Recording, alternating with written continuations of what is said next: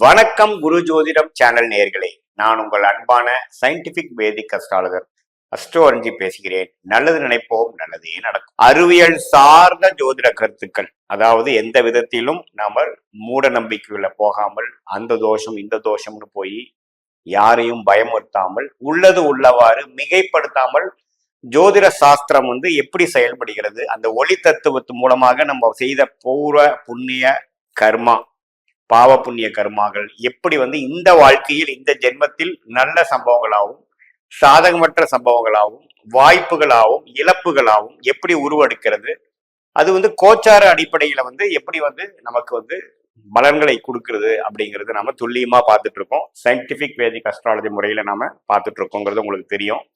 அந்த அடிப்படையில அந்த வகையில இந்த வீடியோல நம்ம என்ன பார்க்க போறோம்னா, மேஷ ராசி அன்பர்களுக்கு டிசம்பர் 2024, அதாவது வருடத்தின் கடைசி மாதமாகிய டிசம்பர் மாதம் எத்தகைய ஒரு மாதமாக காலகட்டமாக அந்த 31 நாட்கள் எப்படி இருக்க போகிறது அப்படிங்கிறது நாம பார்க்க போறோம். அதுக்கு முன்னாடி ஃபர்ஸ்ட் டைம் நம்மளோட சேனல் வரவங்க மறக்காம சப்ஸ்கிரைப் பட்டன் கிளிக் பண்ணுங்க. உங்களுக்கு பிடிச்ச வீடியோஸ் நீங்க ஷேர் பண்ணலாம். இப்ப பாத்தீங்கன்னா மேஷ ராசிக்காரர்களுக்கு எத்தகைய ஒரு அமைப்பு இருக்கும் பார்க்கும் பொழுது, ஆண்டு கிரகம் என்று சொல்லப்படுகிற குரு 2ஆம் இடத்திலே நீடித்திருக்கிறார். ராகு பாத்தீங்கன்னா 11ஆம் இடம் 12ஆம் இடம் என்று சொல்லப்படுகிற விரயஸ்தானத்திலே நீடித்திருக்கிறார். 6ஆம் இடத்தில் கேது இருக்கிறார். அந்த கேதுவை குரு பார்க்கிறாருங்கிறது ஒரு விசேஷம். அதுக்கப்புறம் சனி நீடித்து 11ஆம் இடம் என்று சொல்லப்படுகிற ஒரு அருமையான ஸ்தானத்துல கடந்த ஒரு 1.25 வருஷமா ஜனவரி 2023 இப்ப வரைக்கும் கும்பத்தில் இருக்கக்கூடிய சனி மேஷராசிக்கு 11ஆம் இடம் என்று சொல்லப்படுகிற ஒரு நல்ல ஒரு இடத்துல இருந்து நல்ல பலன்களை கொடுத்துட்டு இருக்கிறார். அது அடுத்த ஒரு 5-6 மாசத்துக்கு சனி பயிற்சி ஆகிற வரைக்கும் இதே அமைப்பு தான். ஸோ எந்த ஆண்டு கிரகத்தோட பயிற்சியும் டிசம்பர் மாதம் நம்ம பார்க்க போறது இல்லைங்கிறது நீங்க முதல்ல தெரிஞ்சுக்கணும். சரி, அது ரைட்டுங்க. மாத கிரகம், அதுக்கு முன்னாடி ராசி அதிபதி எப்படி இருக்காருன்னு பாத்தீங்கன்னா, மேஷ ராசியோட அதிபதியே செவ்வாய் கடகத்துல நீச்சமா இருந்தாலும் தவறு இல்லை. நீடித்து முழு 31 நாளும் கடகத்திலே இருக்க போறார். அந்த 90 நாட்கள் பாத்தீங்கன்னா செவ்வாய் வக்கர ரீதியாகவும் நேர்கதியாகவும் கடகத்திலே இருக்கக்கூடிய ஒரு அரிதான ஒரு டைம் வருது. அதுல டிசம்பர் மாசம் 31 நாட்களும் எந்த ஒரு பெயர்ச்சியும் செவ்வாய் பகவான் பெறப்போறதில்லை. சோ 4ஆம் இடத்திலிருந்து 10ஆம் இடம் என்று சொல்லப்படுகிற தொழில் ஸ்தானத்தை, வேலை ஸ்தானத்தை, அவருடைய சொசைட்டில இருக்கக்கூடிய ஸ்டேட்டஸை கொடுக்கக்கூடிய ஒரு உத்வேகத்தை கொடுக்கக்கூடிய ஸ்தானத்துல இருக்கிறது நல்ல விஷயம். ராசி அதிபதி செவ்வாய் நீச்சமா போயிடுச்சுன்னு நம்ம ஒன்னும் நம்ம தப்பா எடுத்துக்க வேண்டாம். ஏன்னா 4ஆம் இடத்துல இருந்து 10ஆம் இடத்தை பார்ப்பதே ஒரு நல்ல ஒரு அமைப்பு தான். கேந்திர பலம் இருக்கு இல்லைங்களா, கேந்திர பலம் இருக்கிறதுனால பிரச்சனை இல்லை. அதே சமயத்துல மற்ற கிரகங்கள்லாம் எப்படி இருக்குன்னு பாத்தீங்கன்னா, புதன் மேஷ ராசிக்கு 3க்கும் 6 ஒரு சுமாரான கிரகம். பிரச்சனைகளும் வம்பு வழக்குகளும் கொஞ்சம் ஏமாந்த இழப்புகளை கொடுக்கக்கூடிய ருணச்சத்ரு பாவத்தோட அதிபதியாகிய ராசி அதிபதிக்கு நண்பரா இல்லாத புதன் நீடித்து 8ஆம் இடம் என்று சொல்லப்படுகிற விருச்சிக ராசியிலே இருந்து குருவின் பார்வை பெற்றுகிறார். ஸோ என்ன ஆகும், குழந்தைங்க மாணவ செல்வங்கள்லாம் படிக்கிறவங்களுக்கு பிரச்சனையே இல்லை, நல்லா படிப்பாங்க, நிறைய கத்துப்பாங்க. இந்த ரிசர்ச் R&Dல இருக்கிறவங்களுக்குலாம் அருமையான விசேஷமான ஒரு பலன்கள் கொடுக்கும்.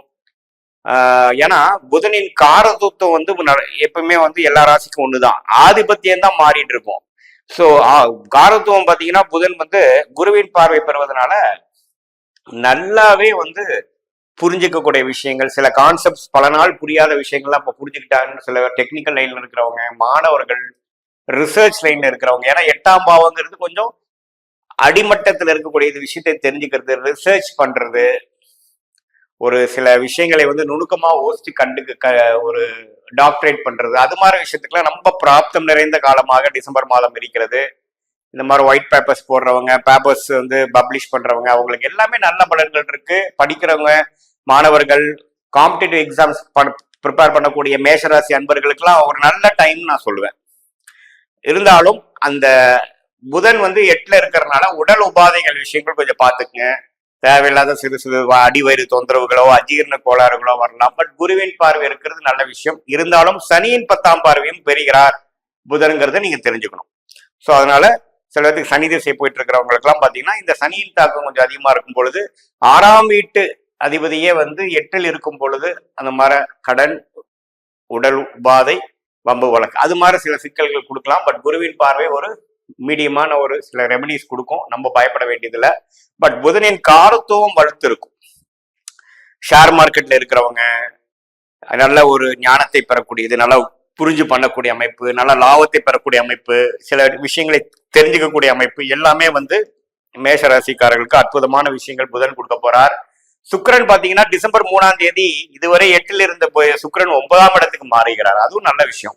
ஏன்னா 2க்கு 7 9க்கு போறது வந்து நல்ல ஒரு விஷயம். அதே சமயத்துல சூரியன் பாத்தீங்கன்னா டிசம்பர் 16ஆம் தேதி விருச்சகத்தில் இருக்கக்கூடிய சூரியன் 8ஆம் இடத்துல மறைந்த சூரியன், சுக்கிரன் எப்படி 9ஆம் இடத்துக்கு வந்தாரோ அதே மாதிரி சூரியனும் வரார், 16ஆம் தேதி வரார்.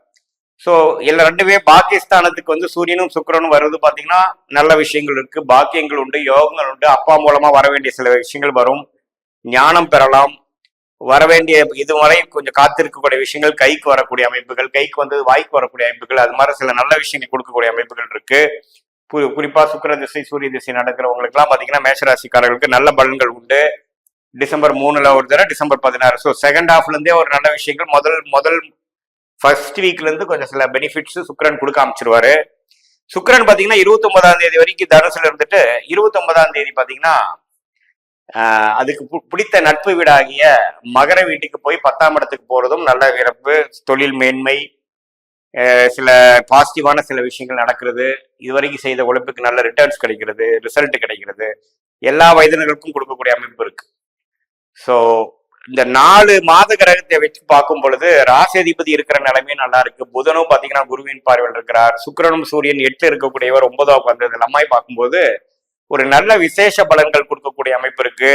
இதுவரை ஒரு நவம்பர் மாதத்துல கொஞ்சம் கிடப்புல போய் இருந்த விஷயங்கள், குழந்தைகள்னால சில பெனிஃபிட் இல்லாமல், சில அனுகூலங்கள் இல்லாமல் கொஞ்சம் கஷ்டப்படுறவங்க, அவங்களுக்காக சில எஃபோர்ட் எடுத்து பண்ணிட்டு இருந்தவங்க, சில உடல் உபாதைகளுக்காக சில கவனிப்பு பண்ண வேண்டியது, பூர்வ புண்ணியத்துல சில பிரச்சனைகள், எதுவுமே வேகமா நடக்க மாட்டேங்குது, எல்லாம் ஸ்லோவா நடக்குது அப்படின்னு சொல்லிட்டு இருந்த இந்த சூரியனும் சுக்கிரனும் புதனும் 8ல இருந்தது பாத்தீங்கன்னா இப்போ உங்க 2 பேரும் 9க்கு வரும் பொழுது, அஷ்டமத்துல இருந்து விலகும் பொழுது சில விஷயங்கள் பாசிட்டிவா வந்து டிசம்பர் ஃபர்ஸ்ட் வீக்ல இருந்தே நீங்க நடக்கிறது பார்க்கலாம்.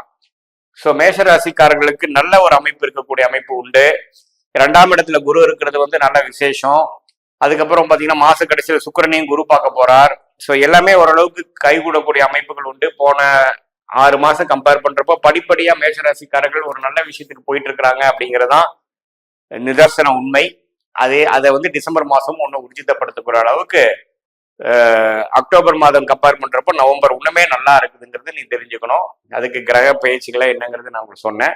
இது பொதுவான பலனை தவிர உங்களோட ஜென்ம ஜாதகத்துல எப்படி கிரகங்கள், எப்படி தசாபுக்திகள் இருக்கு போயிட்டு இருக்கு, உங்களுடைய தசாநாதன் புக்திநாதன் எப்படி இருக்காரு, அது கோச்சாரத்துல இப்ப நான் சொல்றேன் கோச்சார பலன்களோட மிக்ஸ் பண்ணி பார்க்கும் பொழுது துல்லியமான பலன்கள் நீங்க எடுக்கலாம் அப்படிங்கறத இங்க தெரிஞ்சுக்கணும். மீண்டும் மற்றொரு காணொலியில் சந்திப்போம். நன்றி, வணக்கம்.